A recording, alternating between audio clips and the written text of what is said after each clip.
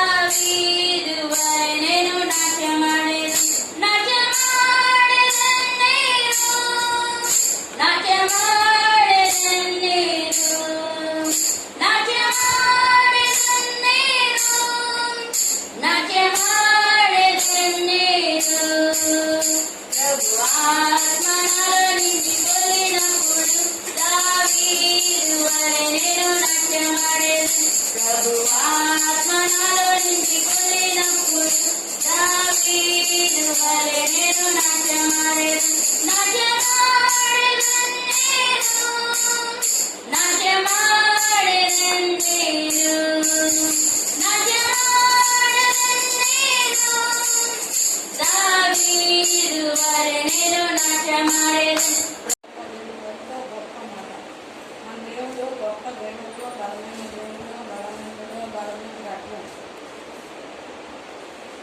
ఆయన మనకు ఆశ్రయము, మన కోట, అన్ని సమస్తం ఆయనే. ఆయన లేనిది మనం జీవించలేము, మనం బ్రతకలేమండి. ఈ లోకంలో మనకి డబ్బులు ఉండొచ్చు, ప్రాణాలు ఉండొచ్చు, ఆస్తులు ఉండొచ్చు, ఎన్నెన్నో సరే భర్త ఉండొచ్చు, పిల్లలు ఎన్నెన్నో.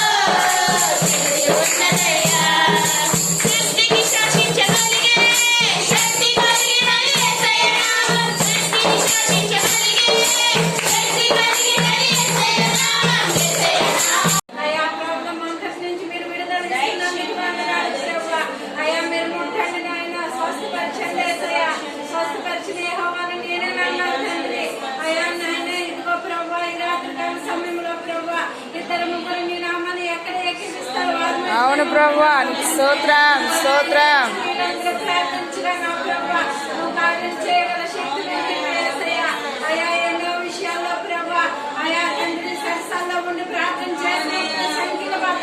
ఆమేన్ ఆమేన్.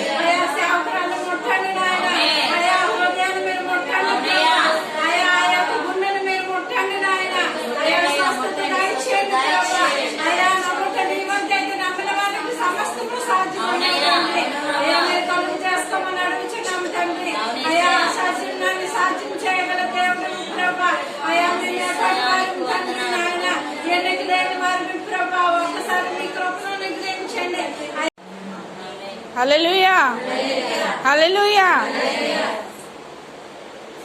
వచ్చేవారా అలవాటు అనమాట. ఎందుకంటే అమ్మ మా మమ్మీ అందరూ అక్కడే ఉంటున్నారు కాబట్టి మరి పండగ పూట ఇల్లు వాళ్ళు ఏమని ఫీల్ అవుతుందని చెప్పేసి వెళ్ళము అలా అలవాటు అయిపోయింది. అలాగే మొన్న కూడా వెళ్ళాను, సంక్రాంతి సెలవులు కూడా పిల్లలు తీసుకొని వెళ్ళాను. అయితే అక్కడికి వచ్చేసిన తర్వాత బాగా ఉన్నారు. అక్కడ మేము అక్కడ వెళ్ళాను కూడా 3 రోజులు ఇలా పిల్లలు సెలవులకు వచ్చిన పిల్లలు ఆటలతో తిరుగుతారని అక్కడ చర్చిలో ప్రేయర్లు కూడా అన్నీ పెట్టారు. ఆ 3 రోజులు దేవుడు చర్చిలోనే అలా గడిపాను. నేనైతే అక్కడికి వెళ్ళలేదు కానీ పిల్లలైతే మామూలుగా అలా బయట ఆడుకుంటారు.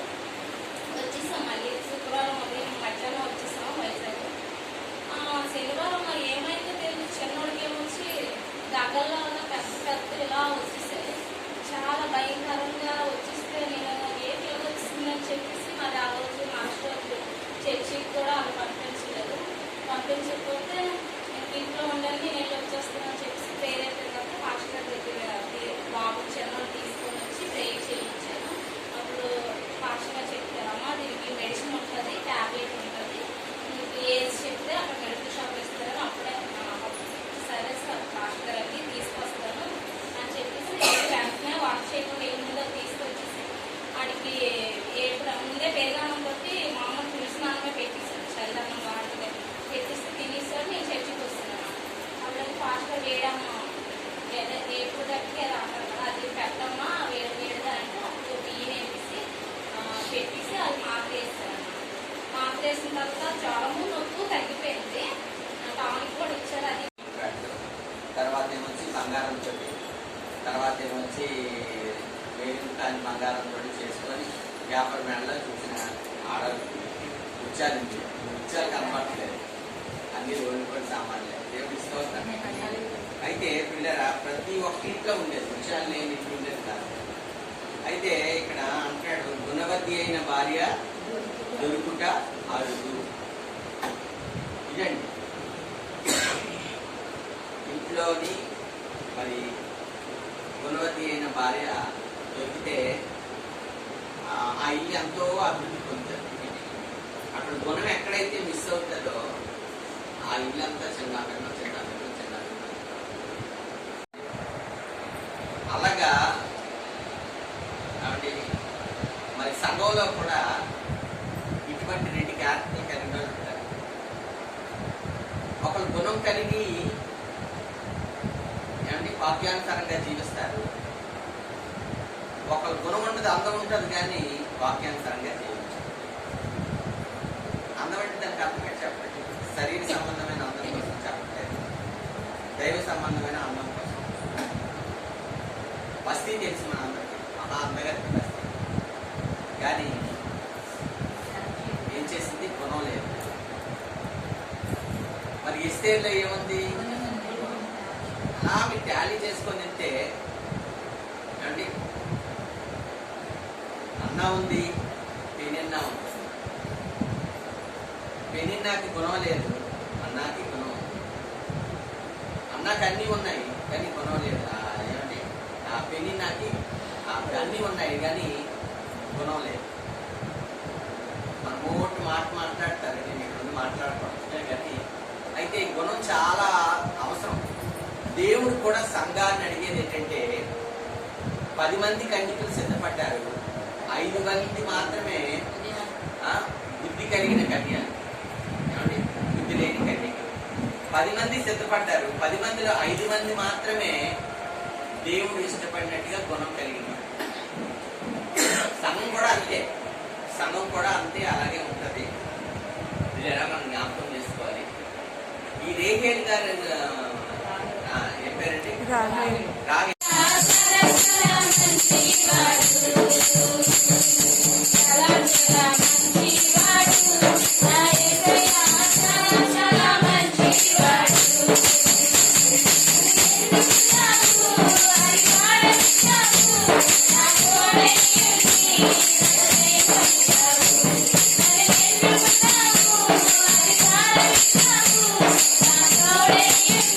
Thank you.